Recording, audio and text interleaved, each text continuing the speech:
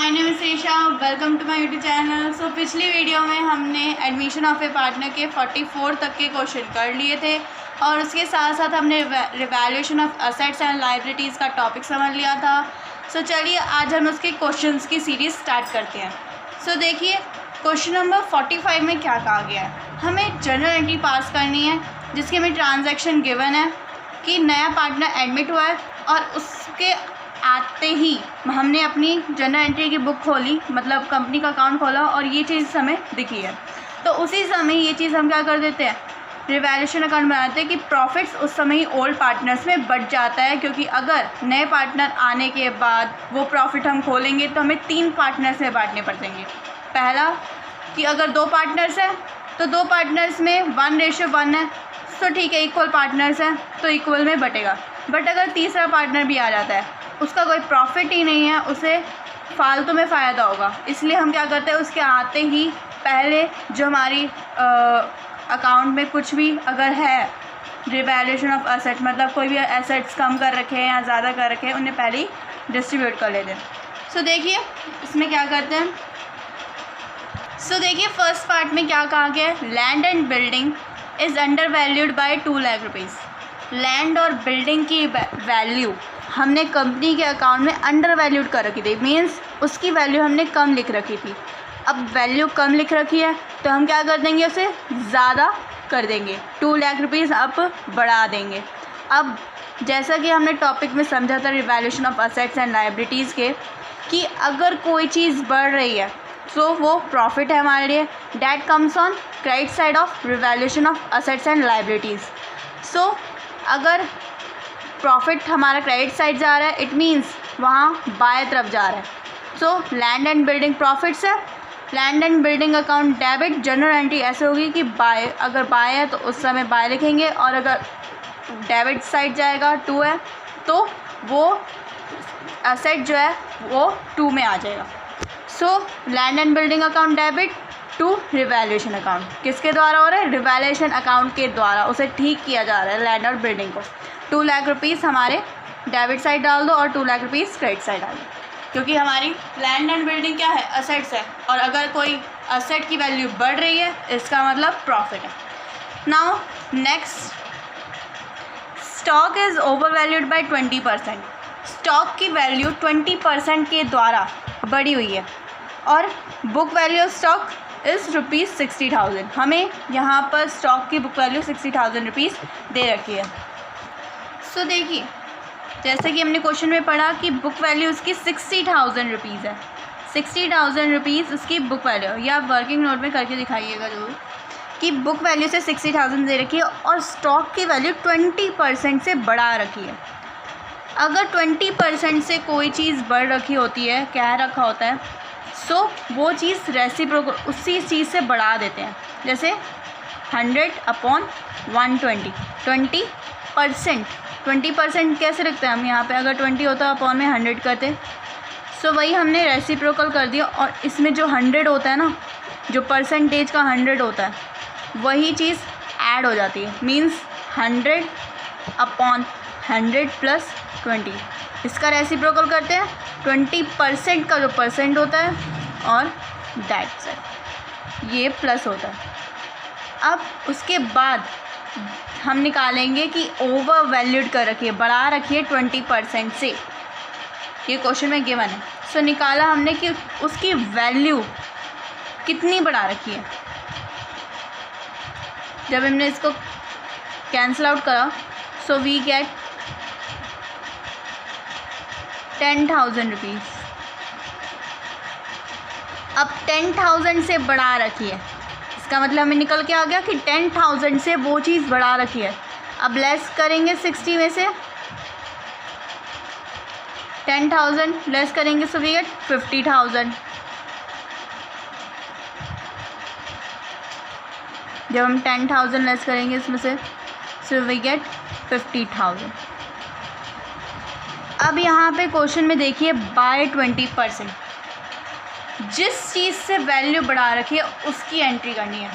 10,000 से हमें वैल्यू बढ़ा रखी है, सो वो चीज़ अगर बढ़ा रखी है तो हम क्या कर देंगे, कम कर देंगे। अब हमारा असेट की वैल्यू कम हो रही है, डिक्रीज़ हो रही है, सो इट्स लॉस। अगर लॉस है तो वो हमारा डेबिट साइड जाएगा, डेबिट साइड जाएगा मीन्स 2 आ जाएगा। So revaluation account debit to stock account 10,000 rupees. Now come on next question. Next, provision to be made for compensation of ₹20,000 to an ex employ. Provision बनाया गया, compensation देना है x employ को 20,000 rupees का। सो अब provision अगर हमें compensation देना है एक्स एम्प्लॉय को, सो अब कंपनी से कुछ पैसा जा रहा है। अगर कोई पैसा जा रहा है तो वो कंपनी के लॉस है, क्योंकि हमें एक कंपनसेट कर रहे हैं, पैसा कंपनसेट कर रहे हैं, इसका मतलब हमारे लिए लॉस है। अगर लॉस है that comes on debit side of revaluation account. So debit side है, it means 2। Revaluation account debit to provision for compensation account 20,000 rupees debit कर दो, 20,000 रुपीज़ क्रेडिट कर दो। Now come on next. Sundri debtor appeared in the books of ₹1,50,000. They are estimated to produce not more than ₹1,30,000. Sundri debtors ने अपनी books में 1,50,000 rupees दिखा रखे थे। डेटर्स मतलब हमारे जो डेटर्स है मतलब देनदार लोगों का हमारे बुक्स में दिखा रखा था 1,50,000 रुपीज़ हमें मतलब देनदार है, 1,50,000 के देनदार है, डेटर्स हैं। They are estimated to produce not more than 1,30,000।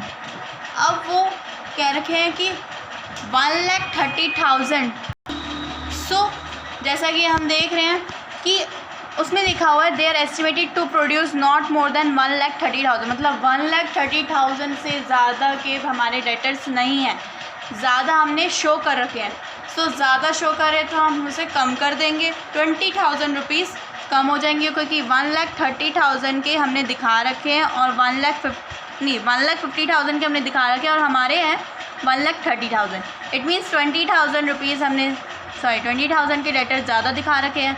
और अगर असेट हमारा कम हो रहा है, 20,000 रुपीज़ से असेट कम हो रहा है, इसका मतलब लॉस है। Loss comes on debit side of revaluation account.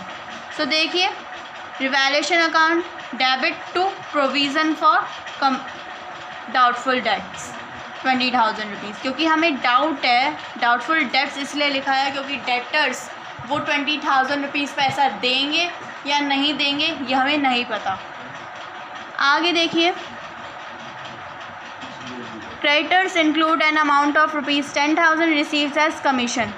Creditors ने कमीशन के रूप में 10,000 रुपये रिसीव्ड करें, क्रेडिटर्स से 10,000 रुपये रिसीव करें कमीशन के रूप में। अब उन्हें कमीशन मिल रहा है क्रेडिटर्स को, लेनदारों को। सो ये हमारे लिए तब के लिए अब हमने कमीशन के रूप में क्रेडिटर्स ने पैसा ले लिया। अब उन्होंने क्रेडिटर्स का पैसा अगर हमने 10,000 रुपये दे रखा है तो तब के लिए क्रेडिटर्स हमारे date comes on liability side. तब के लिए हमारे लिए अगर क्रेडिटर्स कम हो रहे हैं so that comes on credit side which means profit. So अगर हमारे क्रेडिटर्स कम हो रहे हैं वो क्रेडिट साइड आएंगे विच मीन्स हमें प्रॉफिट हो रहा है। So creditors account debit to revaluation account 10,000 rupees debit side डाल दो, 10,000 रुपीज़ क्रेडिट साइड डाल दो। Now comes on next, a bill of exchange of ₹40,000 which was previously discounted with the banker was dishonored on 31st March 2018 but no entry has been passed for it. एक bill था 40,000 रुपये का which was previously means पिछले year discount किया गया था banker द्वारा, वो डिसऑनर हो गया। 40,000 का बिल था, पिछले साल दिया गया था, डिस्काउंट किया गया था उसे बैंकर के द्वारा, बट 31 मार्च 2018 को वो डिसऑनर हो गया और उसके लिए कोई एंट्री पास नहीं की गई। मीन्स हमारे जो देनदार डेटर्स हैं उनको पैसा अभी नहीं दिया गया, हमारे तरफ से पैसा नहीं गया है। सो तब के लिए हमारा क्या हुआ, प्रॉफिट हुआ, क्योंकि हमारे पास अभी भी पैसा है, बिल डिसऑनर हो गया है। तो debtors account debit to bank account, 40,000 रुपये डेबिट कर दो, 40,000 रुपये क्रेडिट कर दो। Now comes on next, value of machinery is to be decrease to 1,20,000, book value 2 lakh. Machinery की वैल्यू है जो कि डिक्रीज़ हुई है, कम हुई है 1,20,000 के द्वारा, से नहीं, से होता तो वो अमाउंट आती, जबकि हमें यहाँ पे बुक वैल्यू दे रखी है 2 लाख रुपीज़, 2 लाख की बुक वैल्यू दे रखी है और कम हुई है 1,20,000 रुपीज़, कम निकाल के दिखा रखी है। मीन्स कितनी कम हुई है, 80,000 से वो चीज़ कम हुई है, मशीनरी की वैल्यू 80,000 से कम हुई है। सो देखिए, अब वैल्यू जो मशीनरी है वो असेट है, उसकी वैल्यू जब कम हो रही है तो इसका मतलब हमें लॉस है, that comes on debit side. So machinery की वैल्यू 80,000 के द्वारा कम हो रही है। So revaluation account debit to machinery account, 80,000 rupees debit कर दो, 80,000 रुपीज़ क्रेडिट कर दो। नाउ नेक्स्ट मैं बोला value of machinery is to be decrease by 1,20,000, means 1,20,000 के से मशीनरी की वैल्यू कम हो रही है और बुक वैल्यू 2 लाख की। से अगर आ जाए इसका मतलब इसके द्वारा, मतलब 1,20,000 से हमारी वैल्यू कम हो रही है, सो 1,20,000 ही हम दिखाएंगे।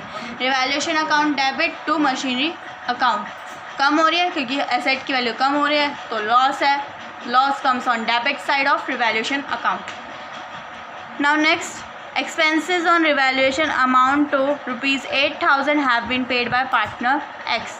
रिवैल्यूएशन अकाउंट पे जितना भी खर्चा हुआ वो एक्स पार्टनर के द्वारा दिया जा रहा है। सो ये एक बैलेंसिंग फिगर होता है रिवैल्यूएशन अकाउंट में, जो हम निकालना बाद में सीखेंगे। अभी हमें सिर्फ जर्नल एंट्री करनी है। तो अगर खर्चा हो रहा है, एक्स के द्वारा खर्चा हो रहा है हमारे लिए, तब के लिए एक कोई भी खर्चा एक्स के द्वारा रिवैल्यूएशन अकाउंट पे किया जा रहा है, so it's a loss, so that comes on debit side of revaluation account. Revaluation account debit to X capital account by 8,000 rupees debit कर दो रिवैल्यूएशन अकाउंट में, and 8,000 rupees comes on X capital account. So आज की video में इतना ही। अगली video में हम आगे क्वेश्चन लाएंगे। Thank you so much guys for watching my video. If you like my videos, please like, share and subscribe my YouTube channel. Thank you so much guys.